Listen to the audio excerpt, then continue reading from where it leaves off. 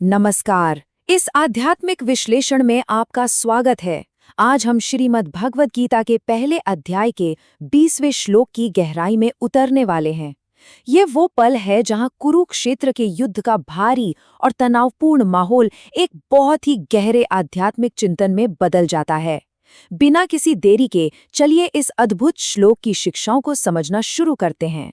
आज के हमारे इस अध्ययन का रास्ता एकदम साफ है।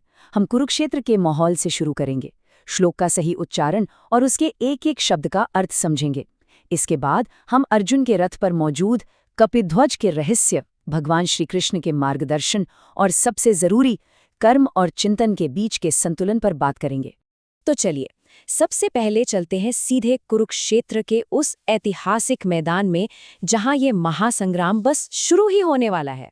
जरा इस विशाल संख्या पर गौर कीजिए, 39,26,600। कल्पना करना भी मुश्किल है ना। ये महाभारत के युद्ध में भाग लेने वाले सैनिकों की कुल संख्या थी। कुल 18 अक्षौहिणी सेनाएं आमने सामने थीं। कौरवों की 11 सेनाएं आक्रामक गरुड़ व्यूह में खड़ी थीं और पांडवों की 7 सेनाएं बचाव के लिए वज्र व्यूह में तैनात थीं। इतने विशाल और तनावपूर्ण जनसमूह के बीच हमारा आज का श्लोक एक व्यक्ति के आंतरिक संघर्ष पर ध्यान केंद्रित करता है।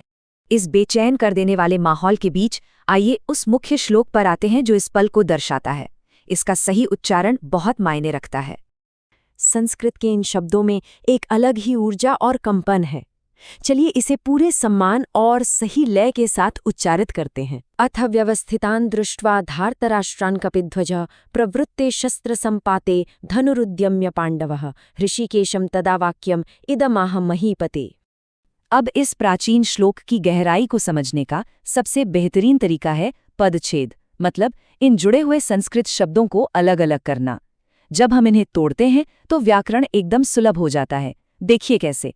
अथ व्यवस्थितान् दृष्ट्वा धार्तराष्ट्रान् कपिध्वजः प्रवृत्ते शस्त्र संपाते धनु उद्यम्य पांडवः ऋषिकेशं तदा वाक्यम् इदम् आह महीपते। शब्दों को अलग तो कर लिया, अब देखते हैं कि इन संस्कृत मूलों का सटीक हिंदी अर्थ क्या बनता है। आइए कुछ मुख्य शब्दों के अर्थ समझते हैं। अथ का मतलब है अब, ये कथा में एक नया मोड़ लाता है। व्यवस्थितान का अर्थ है व्यवस्थित रूप से खड़े हुए, जो उस विशाल व्यूह रचना को दर्शाता है। फिर आता है एक बेहद खास शब्द कपिध्वजः, यानी वो व्यक्ति जिसकी ध्वजा पर हनुमान जी विराजमान हैं, जो कि अर्जुन हैं। और धनुषुद्यम्य का सीधा सा अर्थ है अपना धनुष उठाकर। ये शब्द साफ दिखाते हैं कि अर्जुन उस वक्त युद्ध के लिए पूरी तरह से तैयार थे। अब यहाँ सबसे दिलचस्प बात पर आते हैं। ये शब्द कपिध्वज, इसके पीछे का धार्मिक और पौराणिक महत्व सच में हैरान करने वाला है। अर्जुन के रथ पर हनुमान जी आखिर आए कैसे? इसकी एक बहुत ही सुंदर कथा है। एक बार अर्जुन को अपनी धनुर्विद्या पर कुछ ज्यादा ही गर्व हो गया था। उन्होंने हनुमान जी से कह दिया कि वे तीरों का ऐसा पुल बना सकते हैं जो राम सेतु से भी मजबूत हो। हनुमान जी ने ये चुनौती मान ली और जैसे ही वे अर्जुन के तीरों से बने पुल पर चले, वो पुल टूट गया। बस अर्जुन का सारा अहंकार वहीं टूट गया और वे विनम्र हो गए। इसके अलावा हनुमान जी ने भीम को भी वचन दिया था कि वे युद्ध में अर्जुन के रथ की ध्वजा पर मौजूद रहेंगे। इस रथ पर हनुमान जी की मौजूदगी के मुख्य रूप से 4 बड़े आध्यात्मिक कारण हैं। पहला, निश्चित जीत। जहां राम भक्त हनुमान है, वहां धर्म की जीत तो पक्की है। दूसरा है ईश्वरीय सुरक्षा। हनुमान जी अमर हैं और वे उस रथ को विनाशकारी खगोलीय अस्त्रों से बचा रहे थे। तीसरा कारण है भक्ति का प्रतीक। और चौथा, सबसे गहरा कारण है एक अनुशासित मन।